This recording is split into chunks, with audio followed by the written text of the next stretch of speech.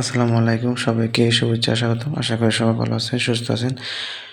প্রিয় সহকর্মীবৃন্দ, আমরা ইতিমধ্যে জানি যে এমপিভুক্ত শিক্ষকদের ইপটিতে বেতন দেওয়ার ক্ষেত্রে নানা জটিলতা সৃষ্টি হয়েছে। আর এই জটিলতাতে কবে নিরসন হবে একমাত্র উপরওয়ালাই ভালো জানে। তো আপনাদের সাথে আমি সবসময় ইএফটি রিলেটেড আপডেট ভিডিওগুলো দেওয়ার চেষ্টা করি এবং শেয়ার করি। তো আপনারা আমার সঙ্গে থাকার জন্য অসংখ্য ধন্যবাদ। তো আজকের আপডেট নিউজটা হচ্ছে বিভক্ত শিক্ষক কর্মচারী জানুয়ারি মাসের বেতন এই সপ্তাহে হওয়ার সম্ভাবনা নেই। মানে চলতি সপ্তাহে হওয়ার সম্ভাবনা একদম নাই, তার মানে হবে না। আগামী সপ্তাহে মানে জানুয়ারি মাসের বেতন হতে পারে বলে আশা করা যায়। তো এর মূল কারণটা হচ্ছে এই সপ্তাহে না হওয়ার কারণটা হচ্ছে মানুষের যে কর্মকর্তারা আছে, ঊর্ধ্বতন কর্মকর্তা, তারা চলতি সপ্তাহে ঢাকার বাইরে থাকবেন। এর ফলে বেতন সংক্রান্ত যে কাজ সেটা আর করা হচ্ছে না, যার ফলে আমরা এই সপ্তাহে বেতন পাচ্ছি না। মাসের ওই কর্মকর্তা আরও জানাইছে যে চতুর্থ ধাপে ৮,২০০ জনের বেশি শিক্ষক কর্মচারী চলতি সপ্তাহে দেওয়ার কথা। তো সেটা চলতি সপ্তাহে হবে।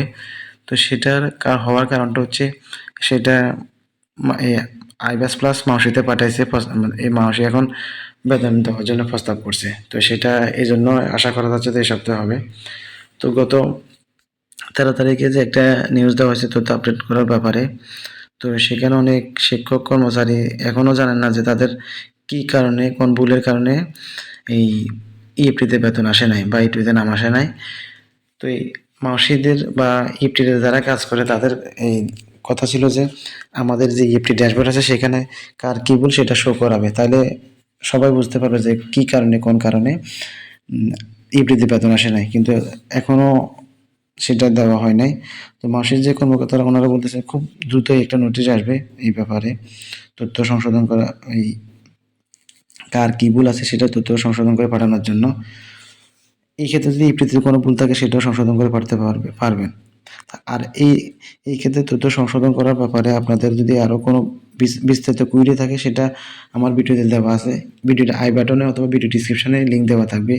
যে ভিডিওগুলোতে আমি কীভাবে সংশোধন করবেন, কারা সংশোধন করবেন, কোথায় সংশোধন করবেন, কী ডকুমেন্টস লাগবে, এভরিথিং এখানে দেওয়া আছে। আপনারা চাইলে সেটা ভিডিওগুলো দেখে নিতে পারেন। আপনারা হয়তো ইতিমধ্যে জেনেছেন বিভিন্ন সোর্স থেকে, ঠিক আছে? যদি না জেনে থাকেন তাহলে আপনারা ভিডিওটা দেখে নেবেন।